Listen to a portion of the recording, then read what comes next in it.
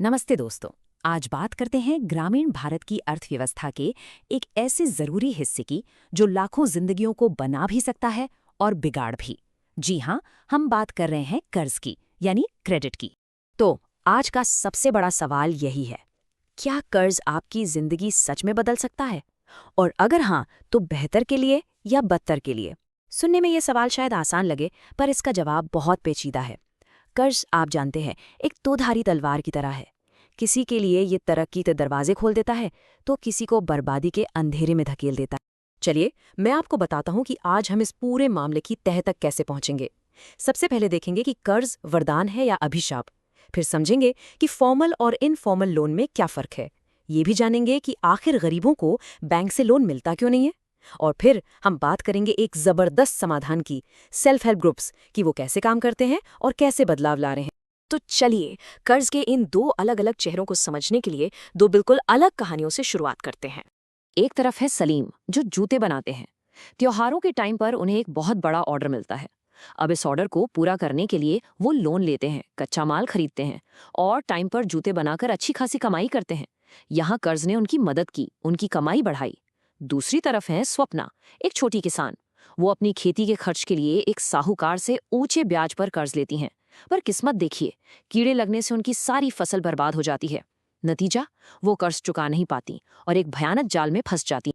और स्वप्ना की कहानी हमें एक बहुत ही खतरनाक सिचुएशन पर ले आती है, जिसे कहते हैं डेब्ट ट्रैप, यानी कर्ज का जाल।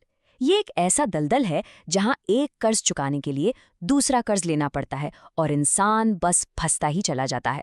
सच कहूं तो इस चक्र से बाहर निकलना लगभग नामुमकिन सा हो जाता है। तो सवाल ये है कि सलीम और स्वप्ना के साथ इतना अलग अलग क्यों हुआ? इसका एक बहुत बड़ा कारण इस बात में छुपा है कि उन्होंने कर्ज लिया कहाँ से था। चलिए जरा समझते हैं कि ये पैसा आता कहाँ से है। देखिए, मोटे तौर पर कर्ज दो तरह का होता है। एक होता है फॉर्मल क्रेडिट, जो आपको बैंकों या कोऑपरेटिव सोसाइटी से मिलता है। इन सब पर रिजर्व बैंक ऑफ इंडिया यानी आरबीआई की नज़र होती है, नियम कानून होते हैं। दूसरा होता है इनफॉर्मल क्रेडिट, जो साहूकारों, व्यापारियों या फिर दोस्तों रिश्तेदारों से मिल जाता है। और यहाँ कोई नियम, कोई निगरानी नहीं होती। अब जरा इस चार्ट को देखिए, ये आंकड़ा आपको चौंका देगा। हमारे देश में शहरी गरीब परिवारों का 54% कर्ज, मतलब आधे से भी ज्यादा, इनफॉर्मल सोर्स से आता है। सोचिए, आधे से ज्यादा लोग साहूकारों पर निर्भर है, जहां कोई नियम ही नहीं है। और पता है, इस इनफॉर्मल कर्ज की सबसे बड़ी दिक्कत क्या है? इसकी बहुत बहुत ज्यादा ब्याज दरें। साहूकार मनमाना ब्याज वसूलते हैं।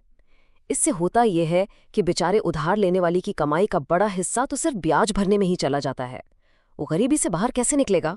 ये सब सुनकर आपके मन में भी सवाल आ रहा होगा कि भाई, अगर बैंकों का ब्याज कम है तो फिर गरीब लोग बैंकों से ही लोन क्यों नहीं ले लेते?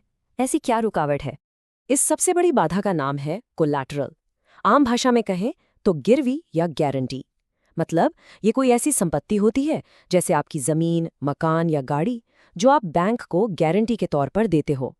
अगर आप कर्ज नहीं चुका पाए तो बैंक को हक है कि वो आपकी उस संपत्ति को बेचकर अपना पैसा वापस ले ले। जैसे इस तस्वीर को देखिए, मेघा ने घर खरीदने के लिए लोन लिया, तो बदले में गारंटी के तौर पर उसी घर के कागज बैंक के पास रख दिए। यही है कोलैटरल। और दोस्तों, असली समस्या की जड़ यही है। हमारे देश में ज्यादातर गरीब परिवारों के पास गिरवी रखने के लिए कोई जमीन जायदाद होती ही नहीं है, और बिना कोलैटरल के बैंक उन्हें लोन देने का रिस्क नहीं लेना चाहते। बस इसी मजबूरी में वो बेचारे साहूकारों के चंगुल में फंस जाते हैं। लेकिन जहां एक मुश्किल है, वहां कोई ना कोई रास्ता भी निकलता है। और हाल के सालों में इस कोलैटरल की दीवार को तोड़ने का एक बहुत ही शानदार तरीका सामने आया है। नाम है स्वयं सहायता समूह या सेल्फ हेल्प ग्रुप्स। इन ग्रुप्स की ताकत को समझने के लिए ये कहावत एकदम परफेक्ट है। सोचिए, एक अकेला धागा कितना कमजोर होता है ना? लेकिन जब हजारों धागे मिल जाते हैं तो वो एक मजबूत रस्सी बन जाते हैं। बस यही सेल्फ हेल्प ग्रुप्स का सीक्रेट है। तो आखिर ये सेल्फ हेल्प ग्रुप्स यानी SHGs हैं क्या? असल में ये 15 से 20 लोगों का, ज्यादातर महिलाओं का एक छोटा सा ग्रुप होता है। ये सब मिलकर हर महीने थोड़ी थोड़ी बचत करती हैं, कभी 25 रुपए, कभी 100 रुपए। फिर इसी जमा पैसे से ग्रुप अपने सदस्यों को कम ब्याज पर छोटे मोटे लोन देता है। और यही एकता देखकर बैंक भी इन्हें बिना किसी गारंटी के लोन दे देते हैं। सुनने में तो ये बहुत अच्छा लग रहा है, पर सवाल ये है कि ये असल में काम कैसे करते हैं। चलिए इनके आत्मनिर्भरता की ओर बढ़ते कदमों को जरा और करीब से देखते हैं। प्रोसेस बहुत ही सीधा साधा है। पहले ग्रुप के लोग मिलकर रेगुलर बचत करते हैं। फिर उसी बचत से ग्रुप के अंदर ही एक दूसरे को जरूरत पड़ने पर लोन दिया जाता है। जब ग्रुप 1-2 साल तक ऐसे ही लगातार बचत करता है तो वो बैंक से लोन लेने के लायक बन जाता है। बैंक ये लोन किसी एक इंसान को नहीं बल्कि पूरे ग्रुप के नाम पर देता है और फिर इस पैसे से सदस्य अपने छोटे मोटे काम शुरू करते हैं। कोई सिलाई मशीन खरीदता है, कोई पशु खरीदता है और आत्मनिर्भर बनता है। और एसएचजीज की जो सबसे बड़ी खूबी है ना, वो है इनका लोकतांत्रिक तरीका।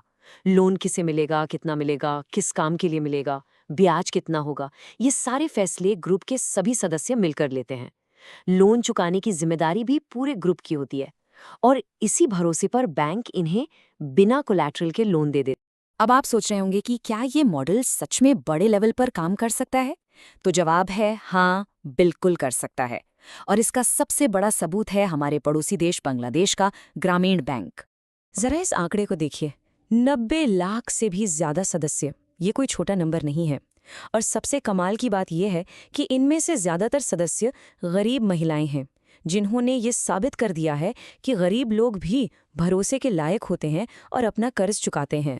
इस क्रांतिकारी आइडिया के पीछे थे नोबेल शांति पुरस्कार विजेता प्रोफेसर मोहम्मद यूनिस। उनका बस एक ही सपना था कि अगर गरीबों को सही शर्तों पर पैसा मिल जाए तो वे खुद अपनी मेहनत से दुनिया का सबसे बड़ा विकास का चमत्कार कर सकते हैं। और एक बात समझनी बहुत ज़रूरी है, इन सेल्फ हेल्प ग्रुप्स का काम सिर्फ पैसों तक ही सीमित नहीं है। इनकी मीटिंग्स महिलाओं के लिए एक ऐसा प्लेटफॉर्म बन जाती है जहां वे स्वास्थ्य, पोषण और घरेलू हिंसा जैसे गंभीर मुद्दों पर भी खुलकर बात कर पाती हैं और एक दूसरे का सहारा बनती हैं। तो चलिए आखिर में हम इस सवाल पर लौटते हैं, क्या ये स्वयं सहायता समूह जो महिलाओं को कर्ज के जाल से निकालकर आर्थिक और सामाजिक दोनों तरीकों से मजबूत बना रहे हैं, भारत के ग्रामीण विकास की असली चाबी साबित हो सकते हैं? इस पर सोचेगा जरूर।